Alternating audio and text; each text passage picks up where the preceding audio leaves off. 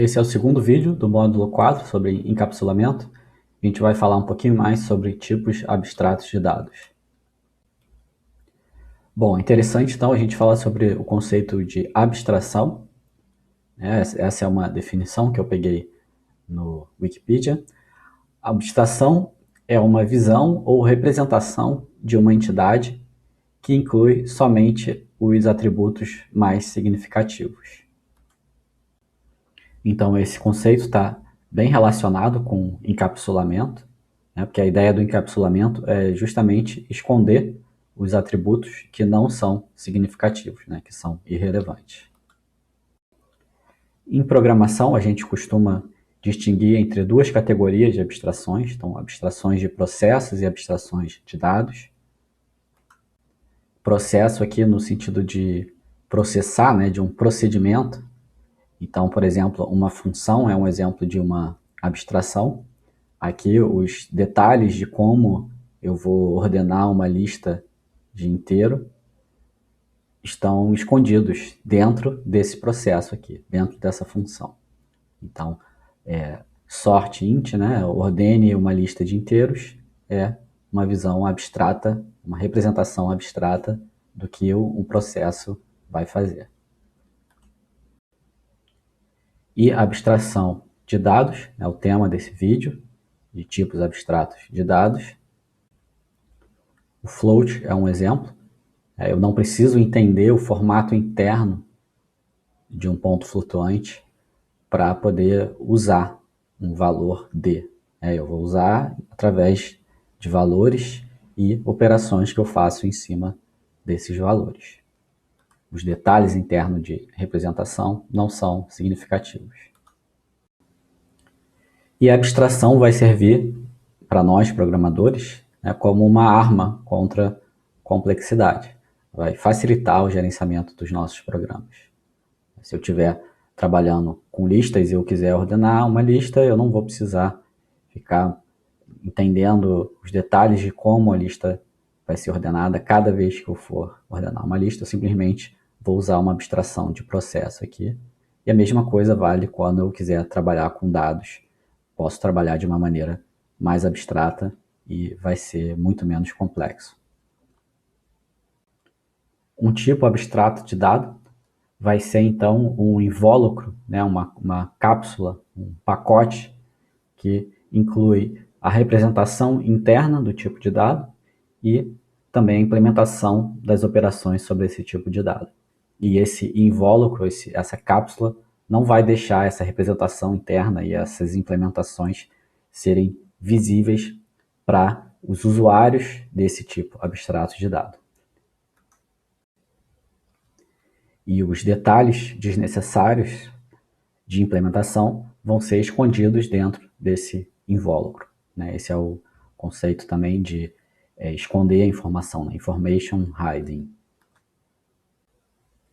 E o acesso a esse tipo abstrato de dado vai se fazer através de uma API, né? De uma interface de programação.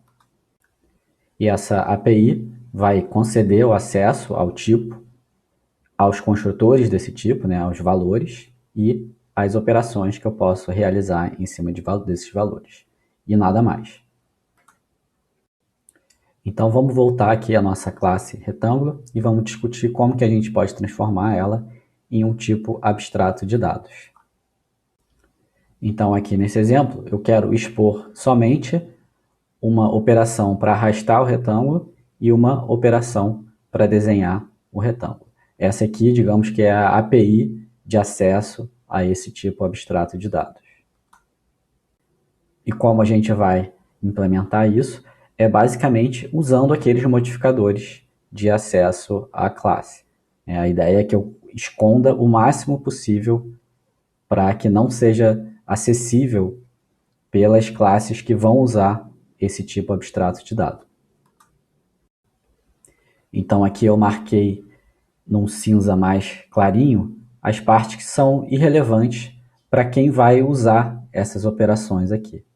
Para quem vai interagir com a classe retângulo através de uma API que representa esse tipo abstrato de dado. Então, esses campos aqui e a implementação desses métodos são detalhes desnecessários que podem ser escondidos do usuário desse tipo abstrato de dado.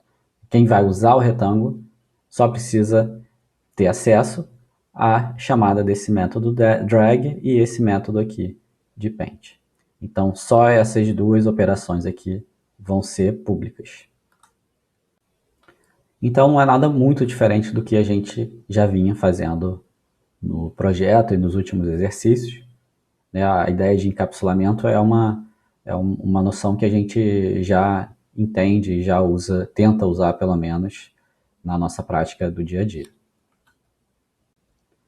E como eu disse no vídeo anterior, a gente também pode ter encapsulamento, também pode ter tipo abstrato de dado usando C. Então vamos falar de novo do retângulo. Eu tenho as operações de arrastar o retângulo e de exibir. Aqui eu mudei para o print, que é aquela variação que a gente usa quando a gente está programando em C, dado que a gente não tem as primitivas gráficas de maneira tão fácil. E a ideia é eu separar a API da implementação em dois arquivos diferentes. A API, a parte visível do tipo abstrato de dado, eu coloco no arquivo .h e os detalhes de implementação eu coloco num arquivo .c. Esse arquivo vai ser compilado, vai ser transformado num .o e eu posso disponibilizar realmente só o .o e o programador que vai usar um retângulo não tem nem como saber os detalhes mais, porque eles realmente estão escondidos na implementação e eu só tenho acesso aqui à API dele.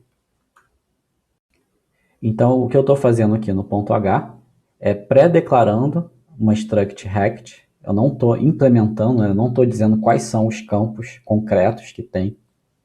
E estou dizendo um sinônimo aqui, que o struct rect é um sinônimo de rect, para eu poder usar rect depois e não precisar ficar escrevendo esse struct o tempo todo. E a implementação desse struct rect vai estar aqui no arquivo C. Aqui eu omiti a implementação, mas existe aqui uma implementação. Vocês vão ter que fazer depois. E a mesma coisa para os métodos, para a API, para as funções que vão manipular os retângulos. Então eu tenho uma maneira de criar um retângulo novo. Aqui vamos assumir que ele vai criar um retângulo com uma posição e um tamanho aleatório. E aqui vai estar a implementação, que também está aqui, que eu omiti aqui também, mas que existe. Um outro método, uma outra função para arrastar o retângulo. Agora aqui sim ele vai receber um retângulo, que eu chamo de this, e a quantidade de movimentação que eu quero fazer no eixo X e no eixo Y. A gente já falou dessa característica, de quando a gente está simulando programação orientada a objetos em C, a gente precisa sempre passar o objeto que a gente quer manipular, porque o C não vai ter aquela notação de ponto, a gente precisa sempre passar adiante o objeto que a gente quer manipular.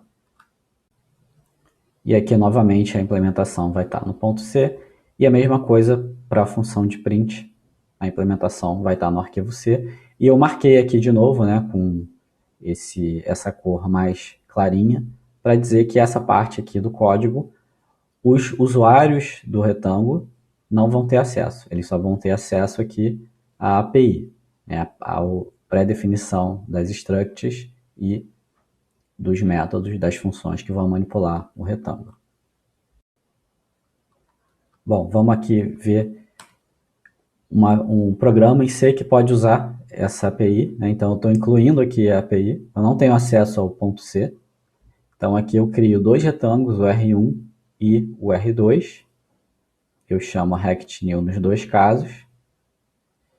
O retângulo 1 eu simplesmente exibo na tela, e o retângulo 2 eu também exibo na tela, mas antes eu arrasto ele um pouquinho, só para os valores ficarem diferentes.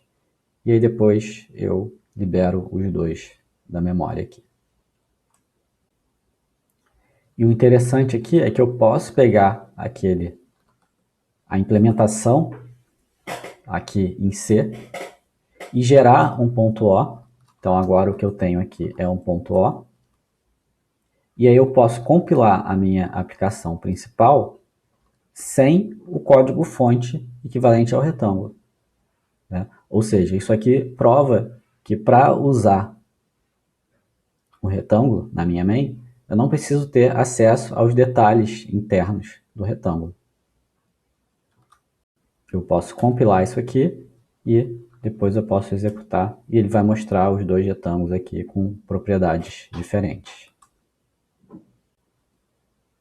Então eu pré-compilei a minha implementação do retângulo e aqui eu estou usando já o código compilado e a minha main, se a gente for abrir de novo, a gente vê que ela só inclui os protótipos, só as declarações de tipo e de funções do retângulo, mas não tem nenhuma referência à implementação, aos detalhes internos, eles são todos escondidos dentro do tipo abstrato de dado.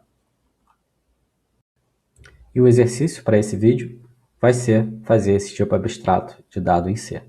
Então, implemente o tipo rect em C usando a técnica de tipos abstratos de dados que a gente viu no slide anterior. Então, esse arquivo aqui já existe, vocês podem baixar nesse diretório aqui, e vocês vão ter que implementar esses dois. Esse aqui é basicamente o que está no slide anterior, então o trabalho vai ser realmente completar os 3 pontinhos que estavam no slide anterior. E para compilar e executar esse programa, é só primeiro fazer a pré-compilação, né? A gente quer de novo mostrar que a gente não precisa desse C uma vez que a gente compila. Os detalhes de implementação vão ser escondidos para sempre e eu só vou ter acesso ao binário aqui. Então a gente pré-compila esse ponto C e depois a gente usa o ponto O para compilar o nosso programa principal e executa aqui a saída. E esse então foi o segundo vídeo do módulo 4 sobre encapsulamento.